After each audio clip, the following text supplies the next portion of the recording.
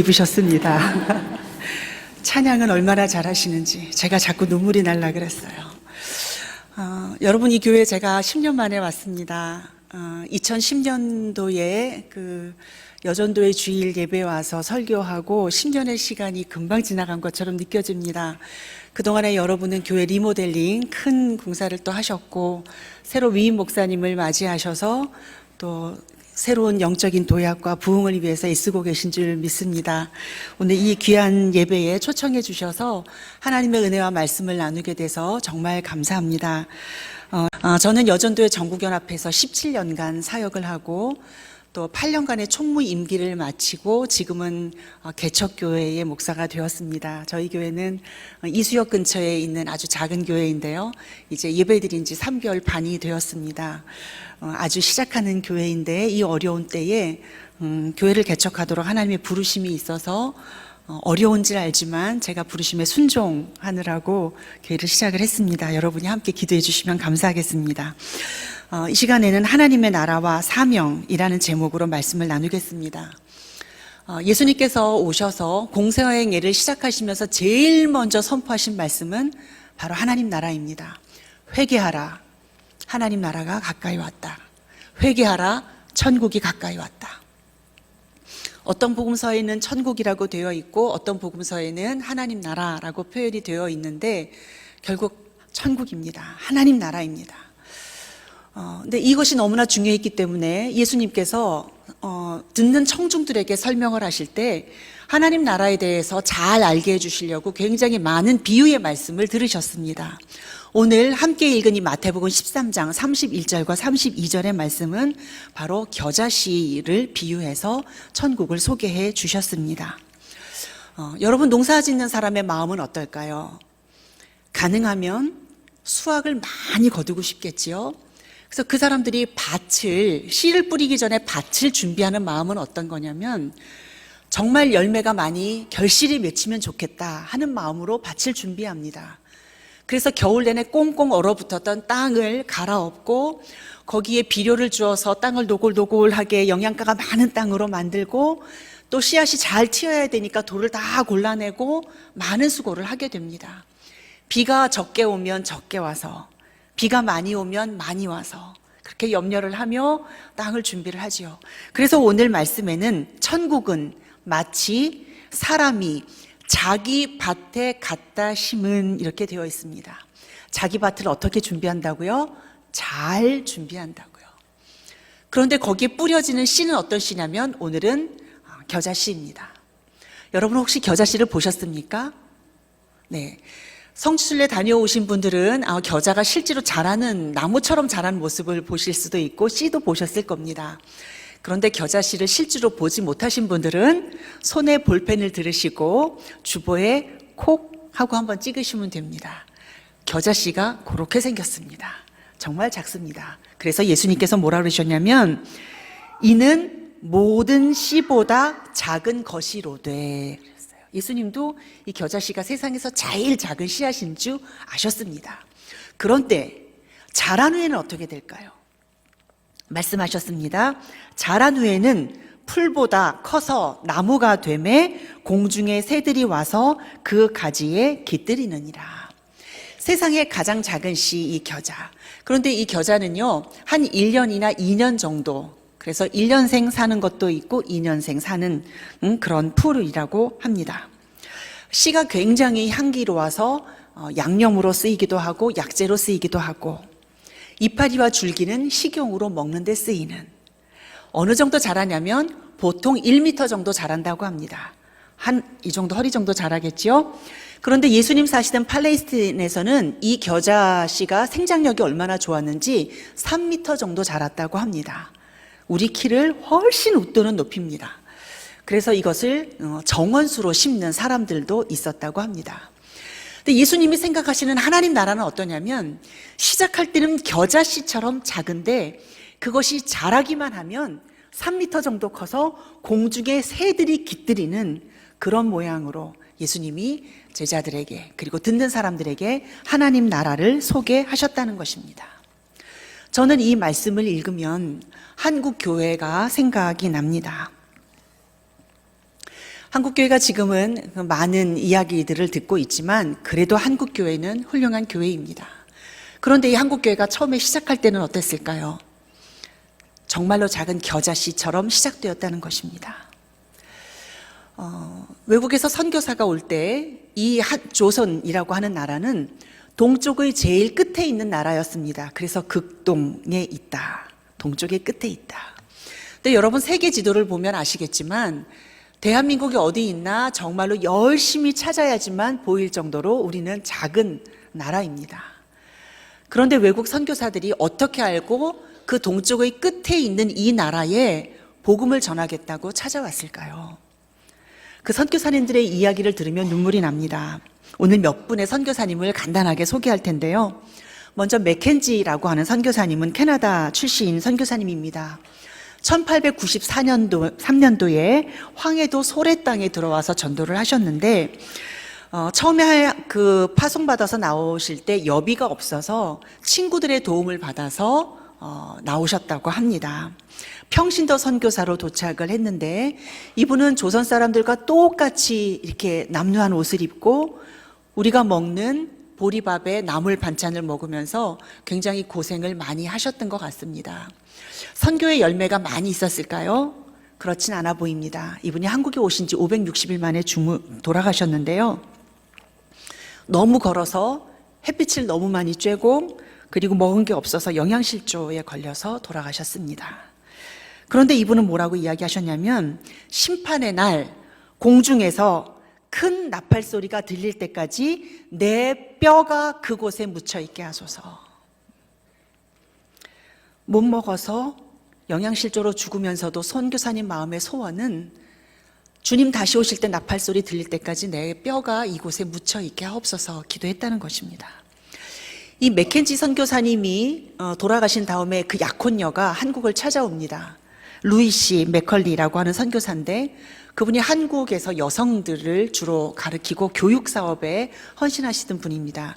그 리 루이시 맥컬리 선교사님이 바로 여전도의 전국연합회 초대 회장을 하신 바로 그 선교사님이십니다. 그 다음 소개해드릴 선교사는 토마스 목사님입니다. 여러분 잘 아시는 것처럼 개신교 최초의 순교자이십니다.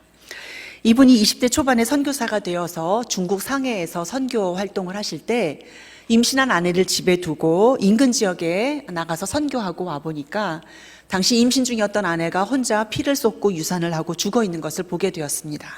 당시 선교사님 나이는 25살이었습니다. 사랑하는 아내를 첫 번째 선교지에서 잃고 얼마나 좌절했는지 모릅니다. 그래서 선교사님이 첫 번째 선교 보고를 자기를 파송한 영국으로 보내면서 내가 첫 번째 편지를 이런 내용을 쓸 줄 몰랐습니다.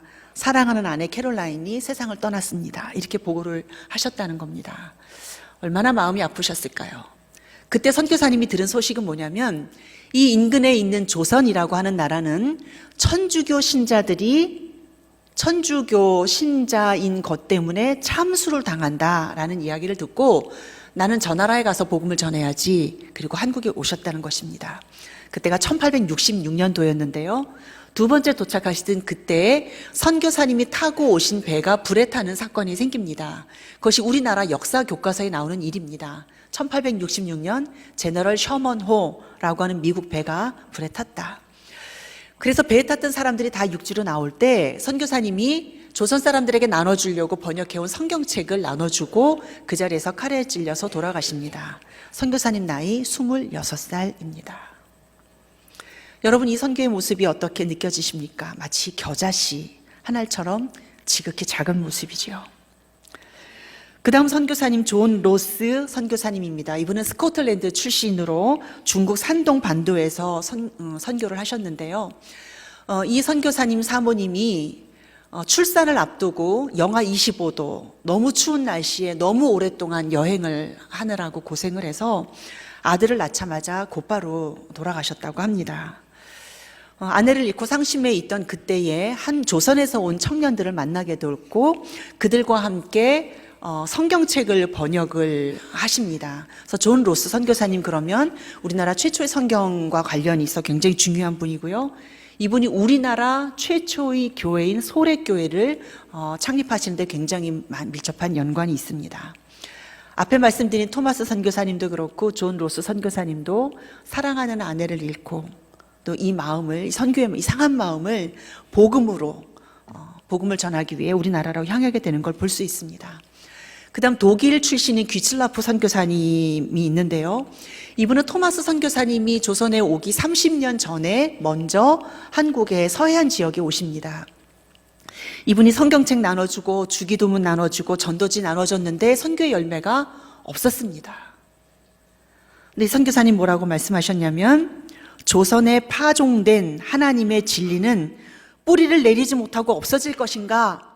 나는 그렇지 않다고 믿는다. 주님이 예정하신 때에 풍성한 열매를 맺으시리라. 조선의 어둠이 속히 가고 새벽이 와서 광명한 날이 오길 바랄 뿐이다. 그런데 이 선교사님도요, 아내를 잃고 그리고 조선으로 선교하러 오셨다는 것입니다. 이 선교사님들이 선교의 열매를 많이 남겨놓고 돌아가신 것이 아니라 정말 젊을 때에 오신 지 채 1년도 되지 않아서 돌아가신 분이 많습니다.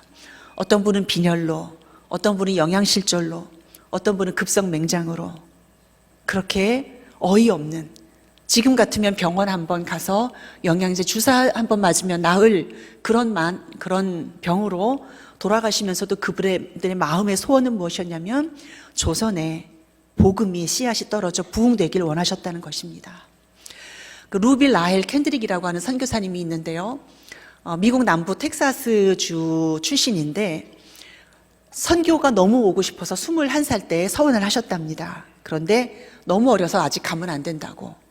그래서 2년 동안 성경학교에서 열심히 공부하고 23살의 나이에 파송을 받으셨는데 그분이 조선에 온 지 1년도 되지 않아서 급성맹장으로 돌아가셨습니다. 그런데 이 여자 선교사님이 평상시에 뭐라고 이야기했냐면, 자기를 파송해준 그 감리교 청년회에게 내가 죽으면 여러분들이 조선으로 다 선교하러 오세요, 이렇게 이야기했다는 거예요. 그런데 이 선교사님이 돌아가신 소식이 들려졌을 그때 미국에서는 감리교 청년회가 집회가 열리고 있었던 때였다고 합니다. 선교사님의 소식이 들려지자 그 자리에서 내가 조선으로 복음 전하러 가겠노라고 결단한 사람이 20명이 있어서 그들이 대를 이어 선교하러 오게 되었다고 합니다. 이 루비 라헬 캔드릭 선교사님이 이렇게 이야기했습니다. 나에게 1000개의 심장이 있으면 이 1000개의 심장을 모두 다 조선을 위하여 드리겠노라. 여러분, 이 선교사님들이 어떻게 조선을 알고 찾아와서 그 생명의 구원의 복음을 전했을까요? 정말 놀라운 하나님의 기적 아닙니까? 우리 중에 예수님을 얼굴로 대면하여 본 사람은 아무도 없습니다. 예수님을 손잡아 보신 분 계십니까? 아마 안 계실 것입니다. 시간적으로는 2000년 전에, 공간적으로는 우리로부터 멀리 떨어져 있는 그곳에 계셨던 주님을 여러분들은 어떻게 아시고 나의 구세주라고 고백하셨습니까? 여러분, 이 기적 아닙니까? 이 기적이 저와 여러분에게 이미 임해서 우리가 오늘 이 주일은 예수 죽으심과 부활하심을 기념하는 날로 우리가 주의 이름으로 함께 모여 예배드리는 이 복되고 아름다운 주일 아닙니까? 하나님이 이 은혜를 저와 여러분에게 오래전에 주셨습니다. 처음에 복음이 전해졌을 때는 정말 겨자씨처럼 미미하게 보이던 이 복음이, 그러나 130여 년의 시간이 흐른 다음에 이 대한민국 땅에서 교회는 거대한 나무처럼 자라나 오늘 말씀에 공중에 새가 깃들이는 것처럼 지옥으로 향하는 수많은 영혼들을 구원하는 하나님의 구원의 방주선이 되었습니다. 하나님의 나라는 이렇습니다. 겨자씨처럼 시작하나 그것이 떨어져 죽기만 하면 반드시 열매를 맺는다는 것입니다. 진실로 진실로 내가 너희에게 이르노니 한 알의 밀이 땅에 떨어져 죽지 아니하면 한 알 그대로 있고 죽으면 많은 열매를 맺느니라. 하나님의 말씀이 신실하셔서 오늘 겨자씨만큼 세상에서 가장 작은 씨앗일지라도 뿌려지기만 하면 공중에 새들이 기들이는 그런 나무가 되는 것을 오늘 보게 됩니다. 토마스 선교사님의 그 순교로부터 이제 여전도회가 이제 밀접한 관련이 있게 되는데요. 오늘 우리 교단총회가 제정한 83주년 여전도회 주일이기 때문에 여러분들이 이미 잘 알고 계시겠지만 제가 여전도에 관한 말씀을 또 한 번 더 드리려고 합니다. 여전도회는 1898년도에 평양 널다리골 교회에서 시작되었습니다. 토마스 선교사님에게 성경책을 받은 사람이 여럿 있었는데 이 성경책을 다 거두어서 수고하도록 평양 가명의 경비 역할을 맡은 박영식이라고 하는 사람이 그 책임을 맡았습니다. 근데 성경책 받은 사람 중에 어린아이들이 있었다고 합니다. 그 중에 최치량이라고 하는 아이가 성경책을 받아서 집에 가져갔는데 이거를 왜 가지고 왔느냐고, 큰일 날 책을 받아 갖고 왔다고 얼른 갖다 주라고. 그래서 박영식에게 갖다 주었을 때 박영식이 이 어린아이에게서 받은 성경책은 불태워버리지 않고 자기 집을 도배를 합니다. 시간이 흘러서 이 최치량이라고 하는 아이가 박영식의 집을 사서 여기에서 주막을 시작하게 되는데, 당시 평양에서 선교하고 계시던 마페 선교사님이 조사를 데리고 그 주막에 도착했을 때 성경책이 도배되어 있는 것을 발견하게 됩니다. 그래서 주인을 불러서 자초지종을 듣게 되었을 때 그 주인이 토마스 선교사님의 순교 현장에 있었던 사람인 것을 알게 되고 그에게 복음을 전하고 세례를 주고 그곳에서 예배를 드리게 됩니다. 그것이 바로 평양 최초의 교회인 널다리골 교회입니다. 이 교회에서 교회가 시작된 지 4년 후인 1898년에 여전도회가 시작되었다는 것입니다.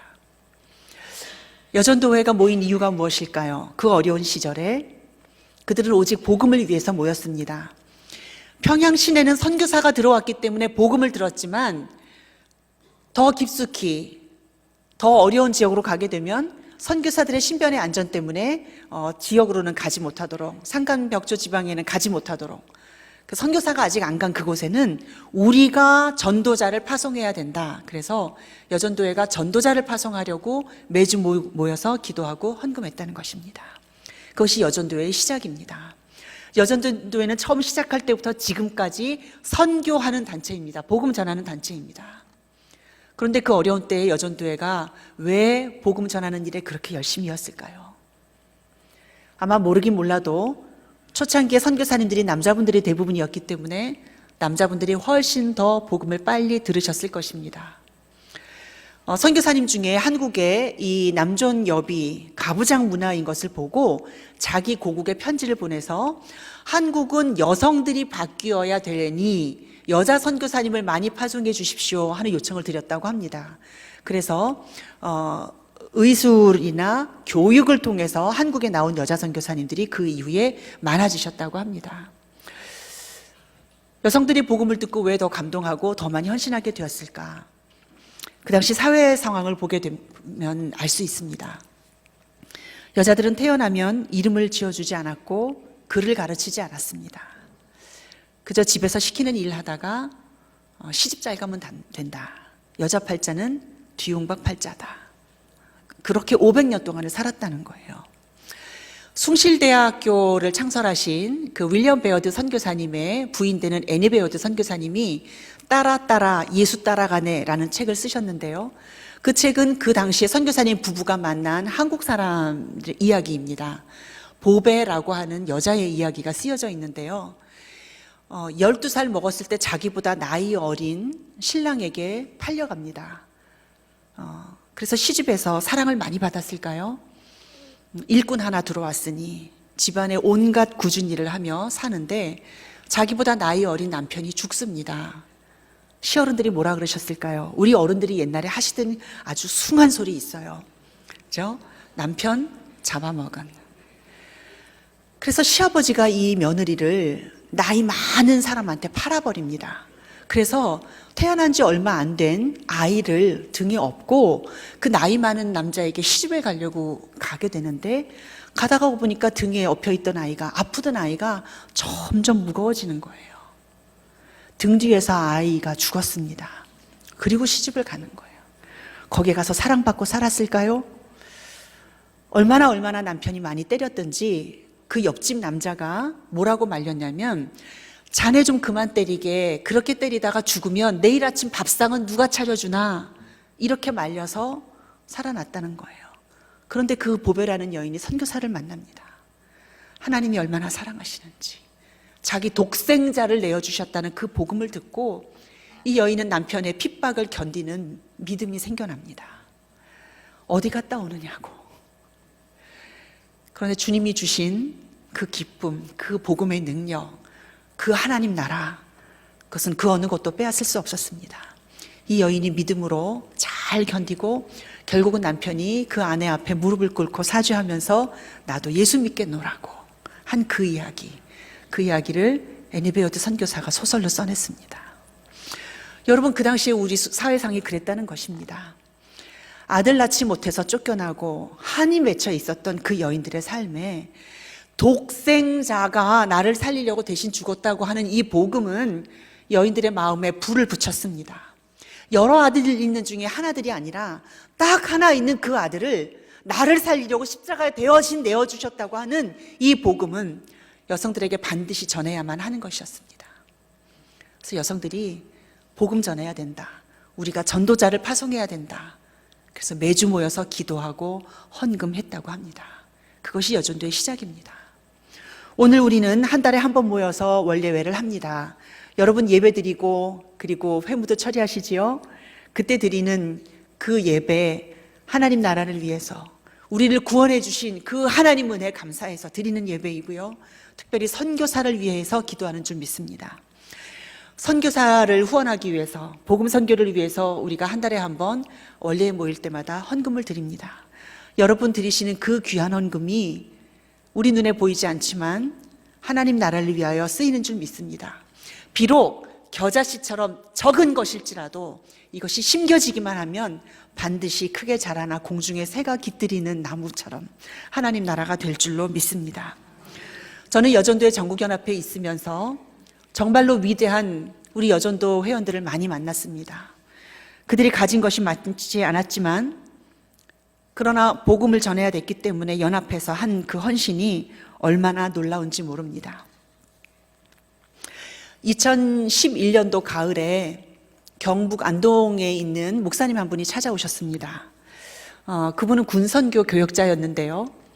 군 목 숫자가 적었기 때문에 대대까지 다 커버할 수가 없어서 정책적으로 군선교 교역자라는 이름으로 군선교를 할 목사님들을 훈련시켜서 대대교회를 담당하게 하는 일이 최근에 있게 되었습니다.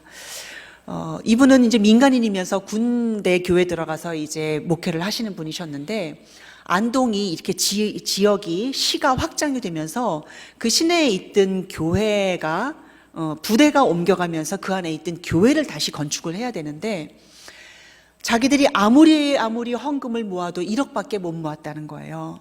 그런데 이 교회를 건축하려면 2억 5천이 있어야 되는데 기공 예배를 2번을 드리고도 공사가 진도가 나가지 않아서 지금 멈춰져 있으니 우리가 지금까지 모은 1억 헌금을 아무 조건 없이 여전도에 드리겠습니다. 여러분들이 1억 5천을 보태서 이 교회를 헌당해 주십시오 하고 오셨어요. 여전도회가 그런 헌금이 없었기 때문에 우리는 항상 목적 사업을 위해서만 연합회에 협력이 되기 때문에 계획이 없는 사업을 하기는 참 어렵습니다. 그분이 어렵습니다 하고 가셨는데 한 번 더 찾아오셨어요.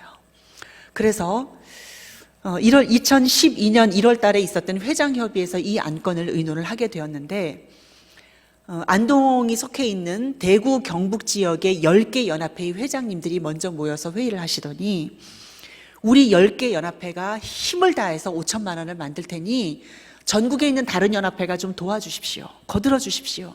십시일반 하시면 될 것 같습니다. 전국연합회도 도와주십시오. 그래서 대구 경북 지역의 10개 연합회가 5천만 원을 만들기로 하고 다른 연합회들 62개 연합회가 이제 67개 연합회가 또 5천만 원을 만들기로 하고 그리고 전국연합회가 5천만 원 해서 1억 5천만 원을 만들기로 하고 저희가 2월 초에 헌당 예배를 하러 그 교회에 내려갔습니다. 제가 그 자리에 참석하면서 굉장히 많이 은혜를 받았는데요. 그때 우리나라 군선교연합회 사무총장이신 이학수 목사님께서 대한민국의 군 부대에 있는 1,004개 교회 중에 절반은 예장 통합 여전도회가 지었다 이렇게 말씀을 하시더라고요.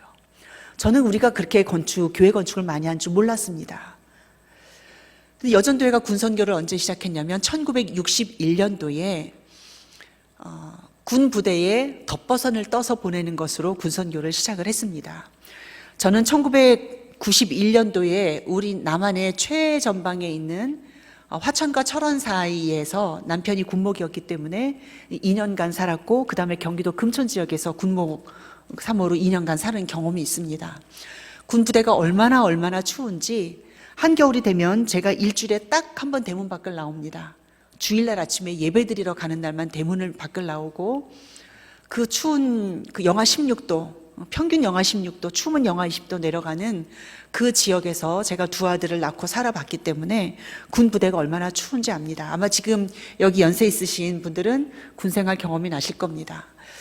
그렇게 추운 데서 군 생활하는 병사들을 위해서 여전도 회원들이 손으로 덧버선을 떠서 덧버선 10,000켤레 보내든 것으로 군선교를 시작한 것이 군선교 헌금 1,000원이 되고, 그리고 지금은 3,000원의 군선교 헌금을 들여서 우리가 군복음화를 위해서 협력을 하고 있습니다. 여러분, 지금 3,000원 가지고 무엇을 하실 수 있을까요? 택시 기본요금도 되지 않는 그런 적은 돈입니다. 그러나 우리 각 사람 주머니에 있으면 적은 돈이지만, 그러나 전국에 있는 모든 여전도 회원들이 힘을 다하기 때문에 이것이 영혼을 살리는 귀한 헌금들이 됩니다. 우리 박인자 장로님이 회장으로 재임하시던 시절에 연무대교회를 다시 건축하게 되었습니다. 연무대교회 처음 건축할 때, 그리고 충성대교회 할 때 저희가 10억씩 헌금을 했었는데, 너무 때가 어려웠기 때문에 여전도회가 5억을 헌금을 드리기로 하고 2년간 최선을 다해서 그 헌금을 드렸습니다. 여러분, 여자분들에게 무슨 헌금이 있을까요? 근데 우리 여전도 회원들이 위대한 것은 뭐냐면, 내가 가진 것은 없어도 이것이 하나님 기쁘시게 하는 일이다, 하나님 나라 일이다 그러면 안 먹고 안 쓰고 절약해서 하나님께 드릴 수 있다고 하는 것입니다. 그래서 2년 동안 여전도회가 1인당 3,000원씩 드리는 그 군선교 헌금을 정말로 최선을 다해서, 또 감동되는 분 많이 드려서 우리가 그 약속한 헌금을 드릴 수 있었습니다. 아마 여러분 자녀 가운데 이제 연무대로, 논산훈련소로 입소하는 자녀가 있으면 연무대교회에서 아마 예배드리게 될 것입니다. 여전도회는 이렇게 하나님 나라를 위하여 헌신한 역사를 가지고 있습니다. 가진 게 많아서가 아니라, 많은 분들이 저보고 그렇게 이야기하셨어요. 여전도회는 참 돈이 많아. 근데 제가 그때는 정색을 하고 이야기했습니다. 목사님 아닙니다. 여전도회는 돈이 많은 단체가 아니라 하나님 은혜에 감사해서 헌신할 줄 아는 회원들이 많은 단체입니다. 저는 늘 그렇게 답변을 드렸습니다. 우리는 은혜를 압니다. 영 죽을 수밖에 없는 우리를 구원하신 하나님의 은혜를 압니다. 그런데 여러분, 이 시대에 우리가 선교사를 보내지 않으면 아직도 예수 이름을 모르고 죽어가는 사람이 있지 않을까요? 그래서 주님께서 마지막 부탁하신 일은 땅끝까지 이르러 증인되라고 하신 일입니다. 누군가 가지 않으면 그 복음을 들을 수 없습니다. 130여 년 전에 이 동쪽 끝에 있는 이 나라에 선교사들이 찾아와서 그 고생을 하며 우리에게 복음을 전해 주어서 오늘 우리가 한 번도 만난 적 없는 그 예수를 그리스도로 고백하고 하나님의 자녀가 되는 이 은혜와 복을 누리는데, 오늘 우리가 가서 전해주지 않으면 복음을 듣지 못하는 사람들이 있다는 것입니다. 그래서 여러분 교회도 선교사를 많이 후원하고 계시겠지만, 여전도에도 연합하여 선교를 후원하는 일을 하고 있습니다. 2009년도에 저희 여전도에서 일하는 실무자들이 선교지를 방문할 기회가 있었습니다. 저희가 마카오에 선교사를 파송한 것이 20년이 더 되었는데요. 여러분, 마카오 그러면은 아마 도박하는 곳으로 그렇게 아마 알고 계실 거예요. 그런데 여기가 얼마나 아름다운 곳인지 한문으로는 오문이라고 하는 이름을 가지고 있는데, 서양에서 오다 보면 중국 대륙으로, 중국 본토로 진입하기 위해서 도착하는 곳이 이 마카오였다고 합니다. 그래서 선교적으로 굉장히 중요한 곳이었기 때문에 여전도회가 20년 전에 여기에 여자 선교사를 파송을 하고, 그리고 아파트를 사서 중국 본토에서 목회자를 데려다가 신학훈련을 시켜서 다시 파송하는 일을 지속적으로 해왔습니다. 그런데 이제 많은 사람들이 모이다 보니까 당국의 주목을 받게 되고, 이렇게 오프라인으로 모여서 신학훈련을 받는 것이 어려워졌기 때문에 신학교재를 만들어서 현장으로 보내서 공부를 하고 다시 보내고, 그러면 그 다음 진도를 나가고, 이렇게 성경 통신 교재로 사업이 전환이 됐습니다. 그래서 우리 여전도의 실무자들과 회장님과 임원 실행위원들 몇 분이 거기에 도착했을 때 그 목회자들을 훈련시키는 교제 창고로 저희들을 데려가서 일을 시키셨어요. 그래서 구약 성경 창세기부터 66권 이렇게 쫙 이렇게 계시록까지 이렇게 산더미처럼 쌓여 있는데 한 권 한 권 한 권 이렇게 해서 패킹을 하는 것이 저희들한테 주신 일이었습니다. 그런데 그때가 6월이었는데 얼마나 더웠는데 선풍기를 못 틀었어요. 굉장히 큰 창고가 100년이 넘은 창고인데 먼지가 너무 많아서 선풍기를 돌리면 그 먼지가 이제 날다가 다 입속으로 들어오는 거예요. 그래서 아무리 더워도 선풍기를 못 틀고 에어컨을 틀 수 없는, 그것이 발각이 되면 안 되기 때문에 광저우의 그 차 도매 시장 한가운데 창고를 해서 마치 차를 수출하는 것처럼, 그래서 교재를, 신학 교재를 그 본토로 보내는 그 일을 하셨습니다. 우리 실무자들과 회장님 그리고 임원들 같이 가신 분들이 눈물을 흘리며 1시간 동안 그 교재를 중국 지도자들에게 보내기 위해서 패킹하는 그 일을 했습니다. 그리고 나서 이제 2011년도에 우리가 그 일을 하는 선교사님을 여전도회가 파송을 하고 이 교재를 많은 사람들이 볼 수 있도록 하는 그 사업에 협력을 하게 되었습니다. 이 교재가 중국 본토에 들어가서 신학 공부를 하고 다시 채점을 해서, 그러니까 답안을 써서 보내면 채점을 해서 그 다음 거 보내는, 이렇게 교육하는 비용이 한 달에 5,000원이었습니다. 근데 신약, 그 구약부터 신약까지 완전히 공부를 다 하는데 드는 기간이 2년이 걸린다고 했습니다. 여러분, 그러면 한 달에 5,000원씩 2년이면 돈이 얼마가 들까요? 계산이 되십니까? 네, 12만 원이에요. 여러분, 지금 장로의 신학대학교에 목회 그 신대원 MDB 과정에 공부하려면 돈이 어마어마하게 듭니다. 그런데 12만 원만 있으면 목회자 한 사람을 훈련시킨다고 우리 여전도회에게 그거를 좀 후원해 달라고 요청을 하신 거예요. 그래서 2011년도에 저희가 여전도회가 그 사업을 후원하기로 결정을 하고 회장협의회에서 5월달 회장협의회에서 이제 이 사업을 논의를 하게 되었는데, 그때 지방에서 오신 회장님이 5월달이 좋으니까 서울에 오랜만에 나들이를 왔으니 내가 동대문에 가서 예쁜 옷을 좀 사 입어야 되겠다, 그렇게 생각하고 현금을 준비해 오신 것 같아요. 그런데 느닷없이 전국연합회가 성경통신 신학과정을 후원하겠다고 회장님들 연합회 가서 많이 소개해 주세요 하고 광고를 했더니 이분이 준비해 오신 돈을 헌금으로 이렇게 해서 봉투를 주고 가셨어요. 저한테 맡겨놓고 가셨는데 그 봉투에 뭐라고 써 있었냐면 쇼핑 안 가고 드립니다. 크게 쓰임받기 원합니다. 여러분, 이분은 뭐 하신 걸까요? 하나님 나라를 위해서 겨자씨를 심으신 겁니다. 근데 여러분, 목회자 한 사람이 있는 거는요, 교회가 하나가 생기는 거예요. 교회 건물이 없어도 교회는 하나님께서 불러내신 사람들이지 않습니까? 목회자가 한 사람이 있다는 거는 교회가 생기는 거예요. 교회가 생기면 그 지역사회가 다 구원받는 가능성이 열리는 거예요. 목회자 한 사람 생기는 거는 얼마나 소중한 일인지 모릅니다. 그분은 한 마을을 구원하셨습니다. 그 때가 어느 때일지 알 수 없으나 하나가 심겨졌기 때문에 공중에 새들이 깃들이는 나무가 된 줄로 믿습니다. 여전도회는 지금까지 그렇게 연합해서 하나님의 나라 일들을 해왔습니다. 그 중에 우리 신양교회 여전도회가 선교 교육 봉사의 그 모든 일들 가운데 가장 앞장서서 가장 모범적으로 정말 칭찬받으실 만하게 그렇게 협력해 주신 것에 대해서 진심으로 감사를 드립니다.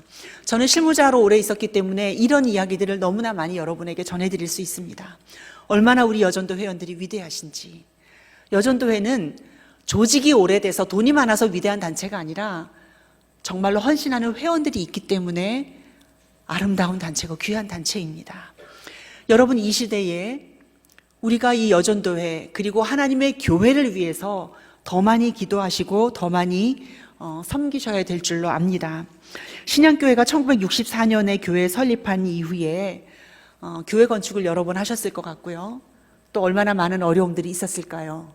정말로 전쟁 끝난 다음에 어려운 시절에 또 이 어려운 지역에서 교회를 시작하고 나서 아마 교회 오래 출석하신 연로하신 성도님들은 많이 어렵고 고생하셨을 거라고 생각합니다. 우리 부모님 세대가 다 그러했습니다.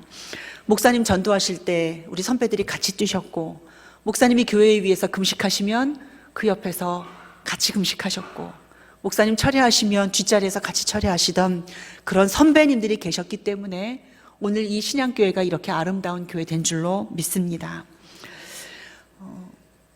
이 교회가 이 아름다운 모습으로 계속될 것인가?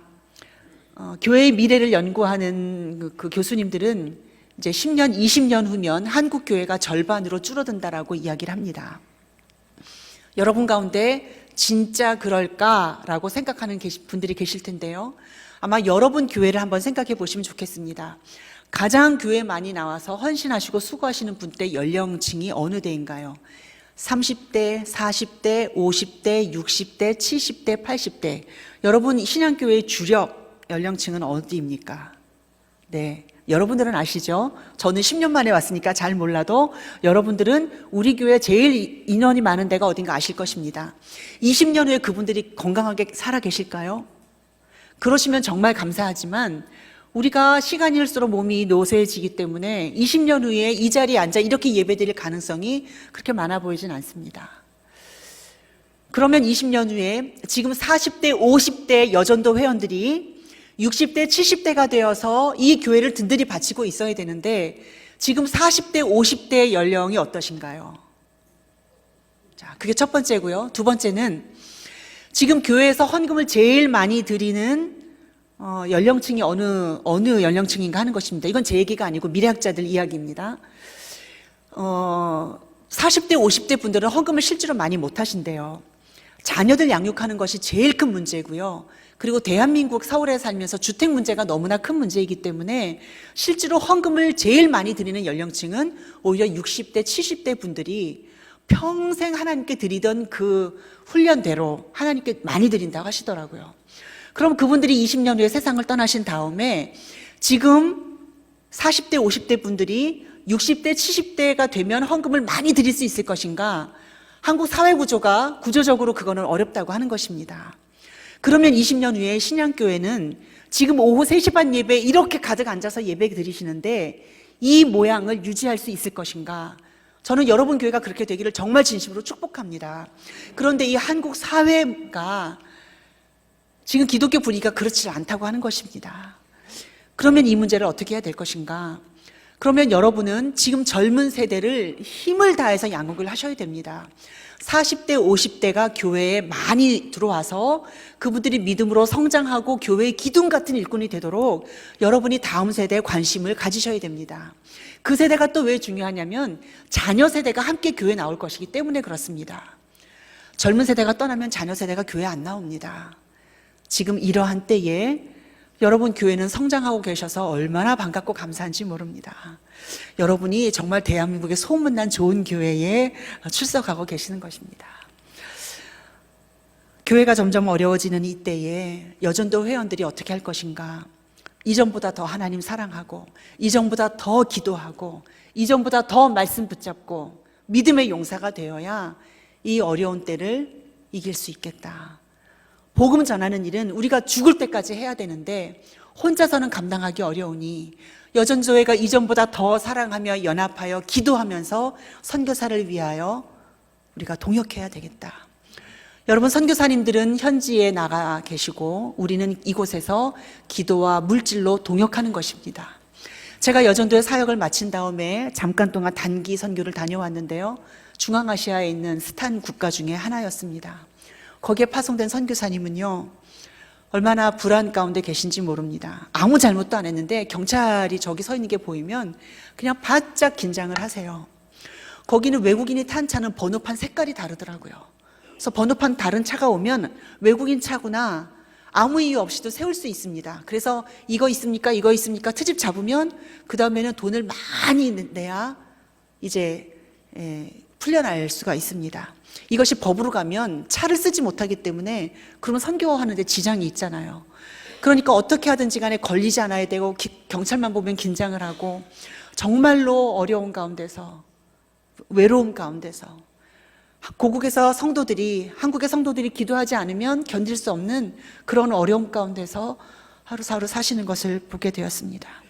교통이 얼마나 어렵든지 한국에서 폐차한 그런 차들이 거기에서 쓰여지고 있는데요.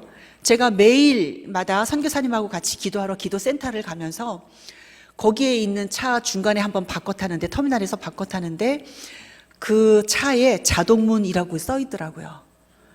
한국에서 버리는 차가 거기에 가서 돈을 받고 타는 그런 차인데, 이 앉는 시트가 꺼져가지고서는요, 그 등에 있는 그 시트가 찢어진 거는 이루 말할 수가 없어요. 제가 사진이 있는데 보여드리면 좋을 텐데, 정말 그 어려운 데서 그거를 매일매일 타고 다니시면서 그 나라 14,000개 마을에 기도처가 생기기를 위하여 기도하고 계시는 선교사님을 제가 뵙고 왔습니다. 거기에 갔다 오니까요, 제가 대중교통 타는 게 무섭지가 않아요. 저는 지금 차가 없이 전철 타고 버스 타고 다니면서 그렇게 교회 일을 하고 있는데, 대한민국처럼 이렇게 편안하고 좋은 나라가 세상에 없는 것 같습니다. 제가 많이 가보지 않아서 그런지 모르지만 하나님 너무 감사해요. 지하철 탈 때 이렇게 깨끗하고 이렇게 밤늦게까지 안전하게 다닐 수 있는 나라 많지 않더라고요. 여러분, 이 좋은 나라에 살게 하시는 이유가 무엇일까요?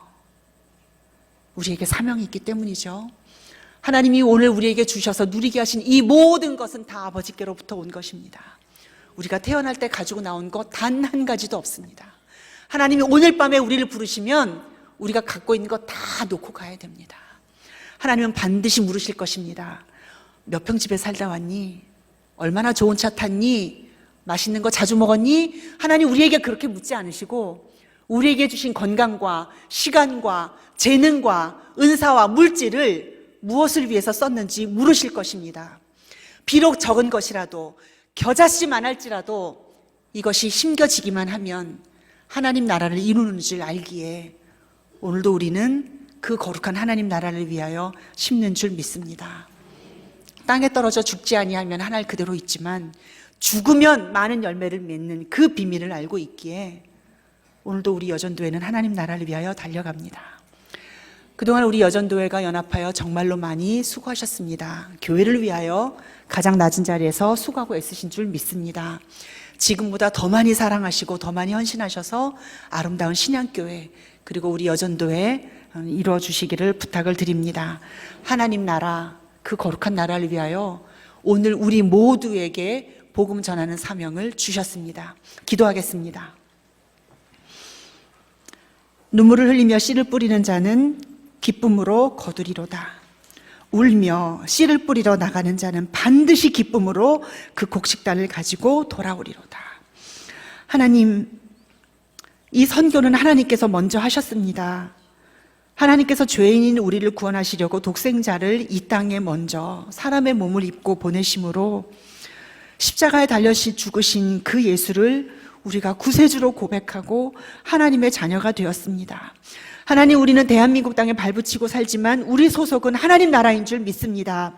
우리가 이곳에서 하나님 나라를 살다가 죽음 이후에 우리 하나님과 함께, 우리 사랑하는 주님과 함께 영생을 누릴 줄 믿습니다. 그 소망을 가지고 오늘도 우리가 이곳에 삽니다.